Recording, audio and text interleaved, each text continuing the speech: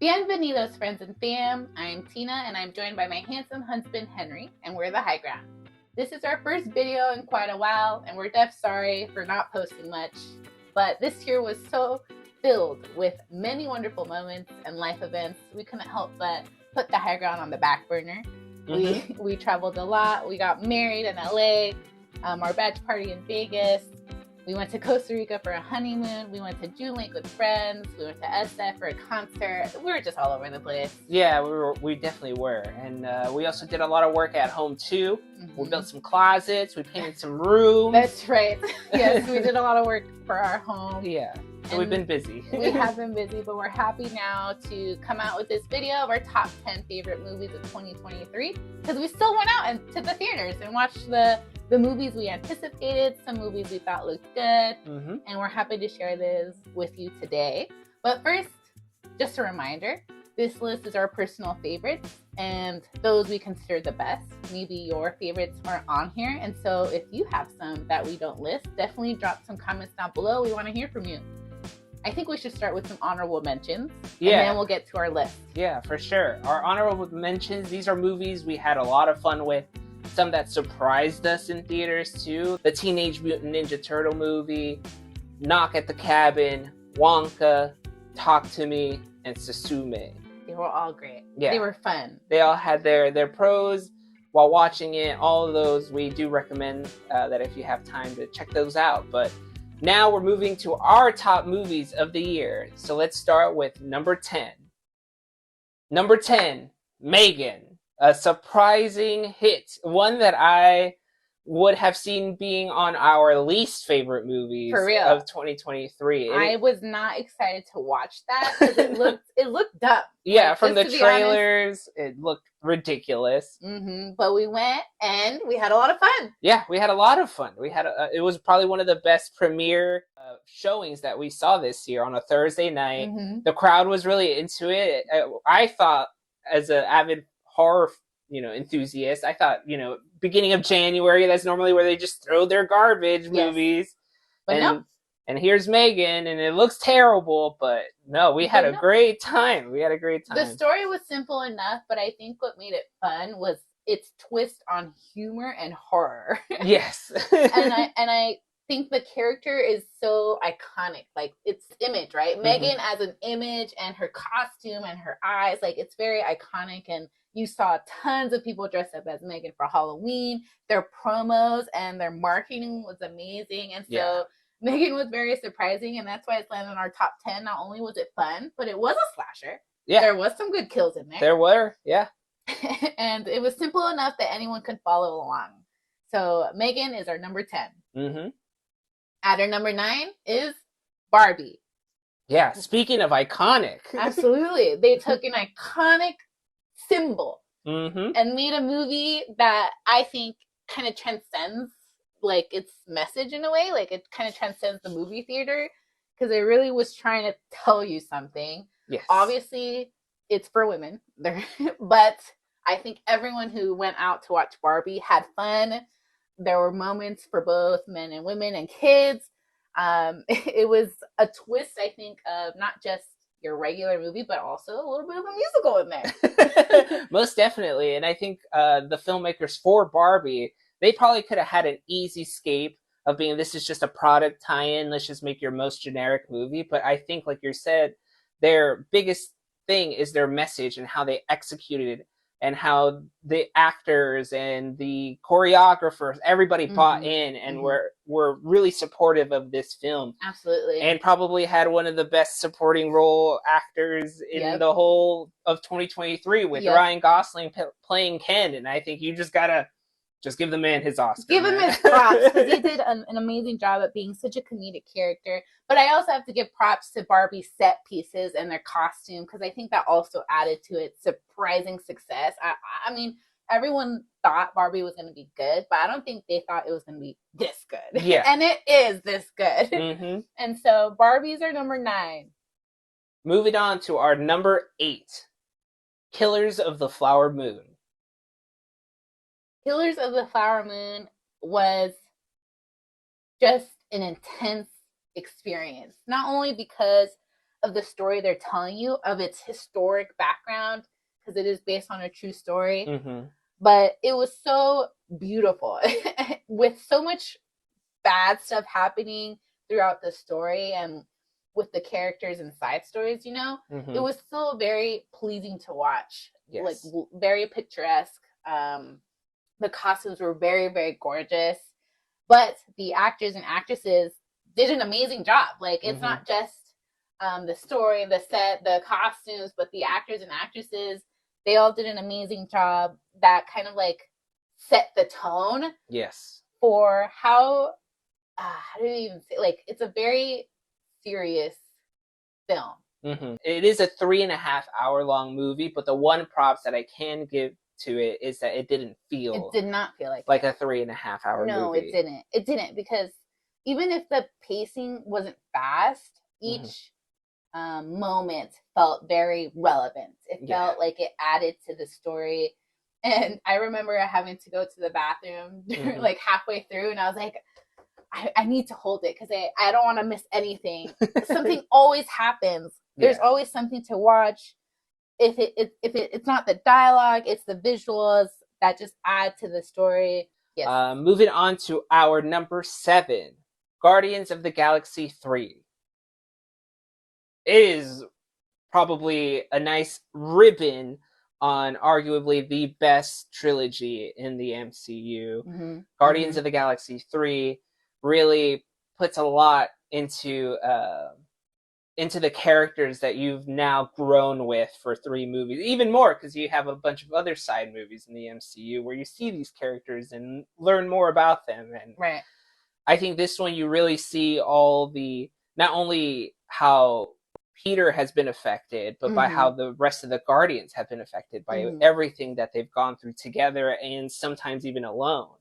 Yeah, and it kind of showcases again how these characters have grown into a family compared to that first movie where they were all like biting each other's heads off. It was just such a nice conclusion to that story, and it's so beautiful to see a background character, a side character in a way, come to the foreground and take over, right? Yeah. They really made the point that Guardians of the Galaxy, you know, yes, Peter Quill was their leader, but you always felt like he wasn't the leader. He was not the leader that was meant to, you know, really push the Guardians forward.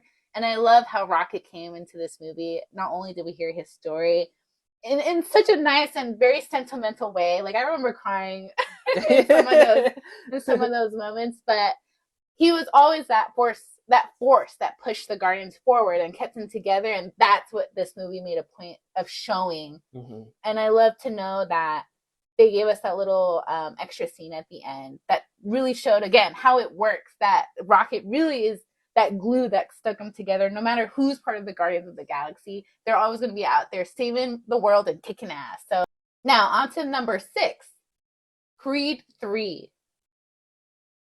Creed 3 again, it is a conclusion, right? It's a conclusion to a trilogy. At least you can make the argument. You can make the argument that there could be more, but there is a conclusion to a story. In my opinion, there's a conclusion to a character in Creed 3 that wraps up this trilogy in a way, and I think did it very beautifully. They took the main character Creed and gave him such a great antagonist, a great opponent to really push him past his limits, right? Like push him past his kind of doubt and guilt. And we felt so much in that movie. And its climactic duel at the end was so iconic and so visually driven. It was so beautiful because of how different it portrays the sport. Yeah. I'll never forget that scene. We rewatched it just for that scene at the end at Dodger Stadium. And I think for that scene, Creed 3 made it on our top list. Not just because of the actors. Again, they did a great job as the antagonist and protagonist. But just how they pushed the storytelling of this sport visually. Yes. And how uniquely they did it. It was amazing. I loved Creed 3. There's a lot to that Creed 3 leaves you feeling really, really good about yourself, ready to conquer the world. It makes you want to go out and like, work out and climb those stairs and punch a bag. It was great. I loved Creed 3. Yeah. And that's why it's at our number 6. Number 6. And so we move on to our number 5. Oppenheimer. Oppenheimer was intense. It is one of those stories that is based on a true story. Mm-hmm. It is dramatized, of course, but it kind of like has you so invested on what's going to happen, even though you know, like, it's based on reality, it's based on history. We know what's going to happen, but it keeps you so on the edge with like slow shots and like creepy kind of esque music and score and like very dark colors. Like, it's a very dark movie. And the classic, Christopher Nolan editing where things aren't linear. There's like flashbacks and flash forwards intertwined with what's currently happening. And sometimes you're just like trying to piece that together. So as an audience goer, you're sitting down for 3 hours and you're also like needing to piece together what Christopher Nolan's trying to tell you, but he does it in such a captivating way that you don't want to like miss a moment of it. Exactly. You know that I didn't want to cuss, but you know that stuff's gonna go down in some way, shape, or form. And it's just about when and being there for that moment. Yeah. Not only like all of that, plus some of those added unique visuals that we see of him trying to portray the emotions that Oppenheimer is going through, like that conflict, that guilt. You see him really like feeling anxious and kind of having like breakdowns in a way, and the way they visually showed that was very unique. You even see at home directors and at home cinematographers trying to redo those things. How did they do this? How did they do that? And I love that because it pushes cinema, right? It's not just about storytelling, but it's about that technique, those technical skills that push these these grounds forward. It pushes it forward. And so Oppenheimer is one of those that I think has not just an impact to its audience, but its impact to the industry. So Oppenheimer's at our number 5. At number 4 is The Iron Claw. A recently added movie to the list. This is the last movie we're probably going to watch in 2023. And boy, did it leave a mark. Wow. The Iron Claw, again, based on a true story. A story that anyone and everyone could already know. But the way they tell it and how they drive it forward and some of the unique visuals that they share on screen keeps you so captivated and so invested in this family, and in particular the main character, the relationship of the brothers. Absolutely. We both cried at the end. We were in the car afterwards, like dying of how amazing and emotional this movie was, but also what a performance Zac Efron gave. Yeah, and that's probably a sentence that I never thought I was going to be saying, is that Zac Efron is most likely going to be nominated for an Academy Award for this. Absolutely earned. Yeah, you could tell just the impact that this tragic story of the Von Erichs had on this character that we were following throughout the whole film. And each moment you could see his face just weighing heavier and heavier up until basically the end of the movie. And I don't think it ever went away. No, what they've gone through and what that family went through is nothing less than a tragedy. It's absolutely a tragedy. The movie, though, does have some very unique aspects. Yes. And something that I have to point out, because I think that's a big reason why it's made it to our number 4 on this list, is some of its visuals. Again, like, they did some very unique things with the camera, but also some unique things with overlays, right? Overlays and the way it was edited. Yeah, like, and some of the shots, the transitions were really cool. Yeah, they were really, really nice and just very unique. All in all, to show these very intense emotions of grief, of like fear, in my opinion, because and of bond. Like I feel, bond, like I feel like it showed a lot in the way that they have to coordinate the movements on what they're doing, but a lot of it seemed purposeful. Like every time the father, who was like the overlooming presence in these boys' lives, every time they left, it felt like they were finally able to be themselves and be brothers and not competitors against one another. Yes, it was a great movie. It is very sad, but I think it's one of those that you should see, because not only do you get a life performance, like a life-changing performance by Zac Efron, but you really like get to hear this very tragic story of this family, and you kind of get the message of life is always tragic. It's about how you confront that fear and that pain and that suffering.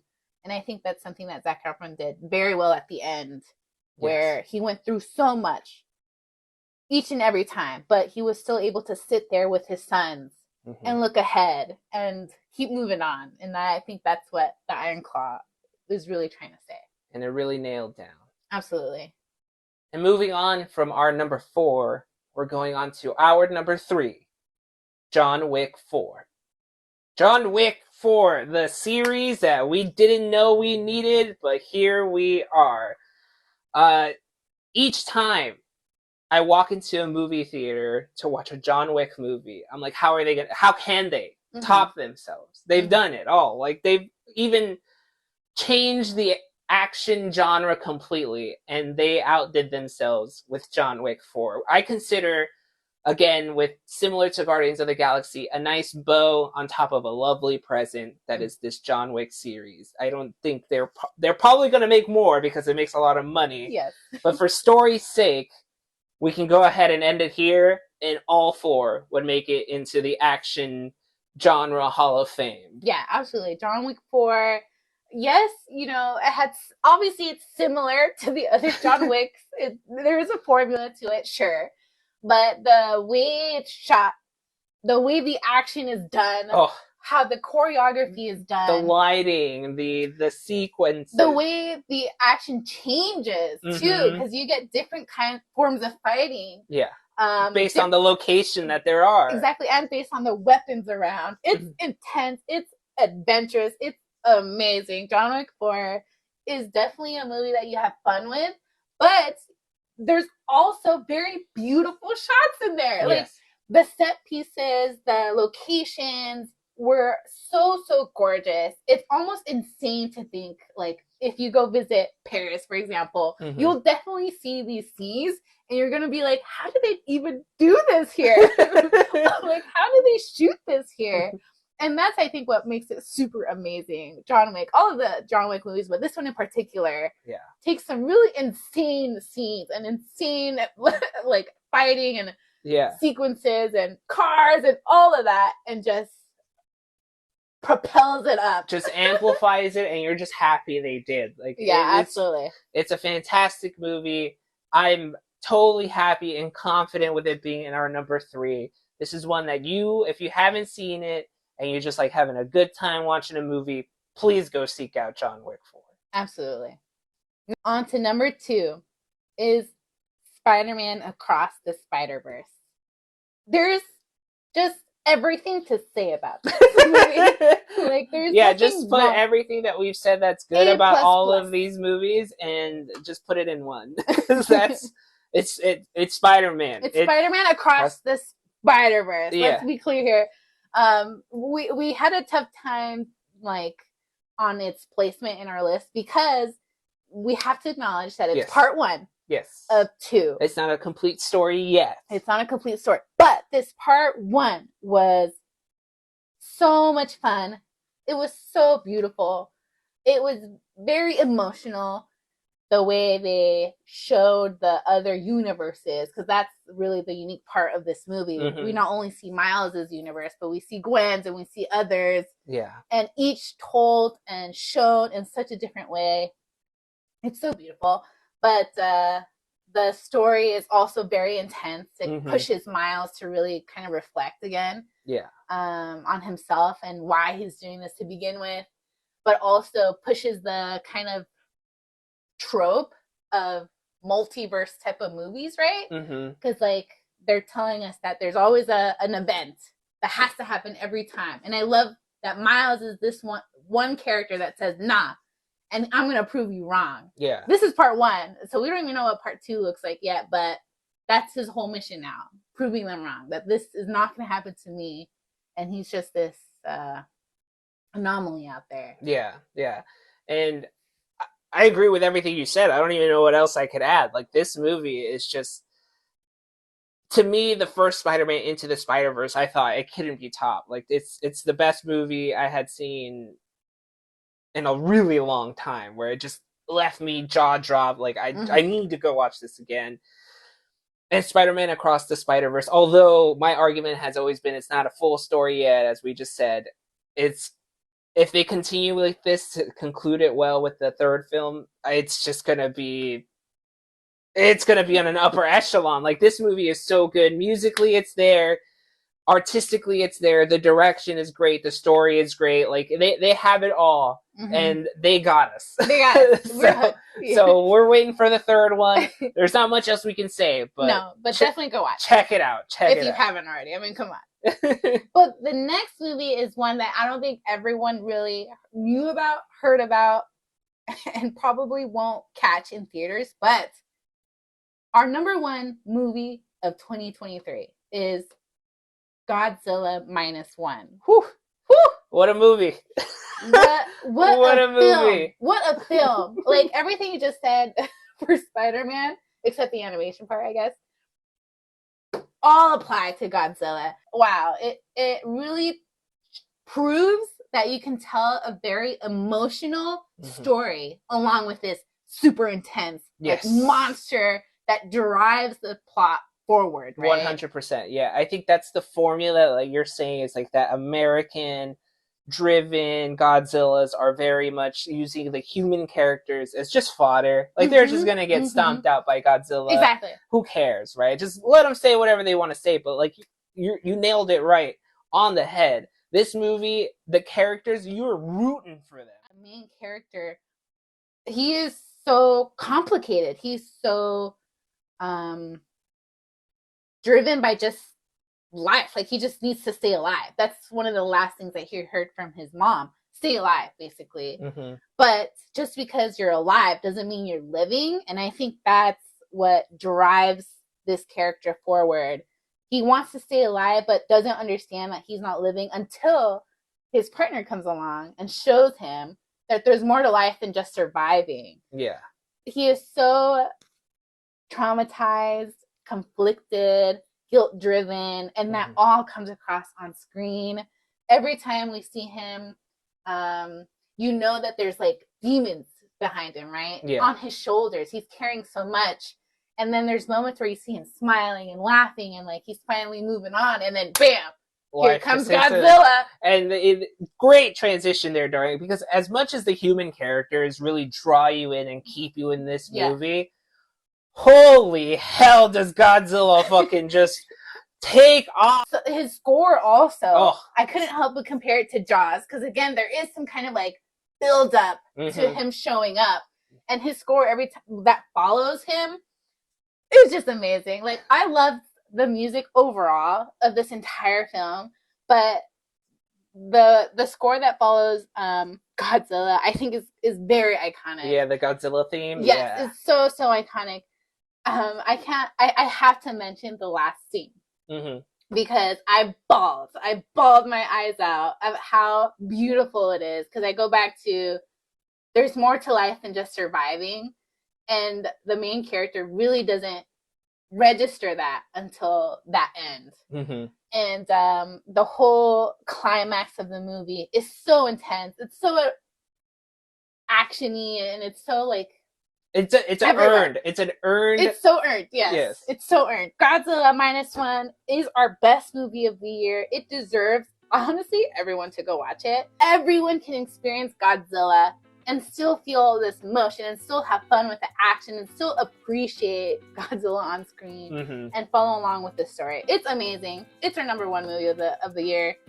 You have to go watch it. Yeah, most definitely.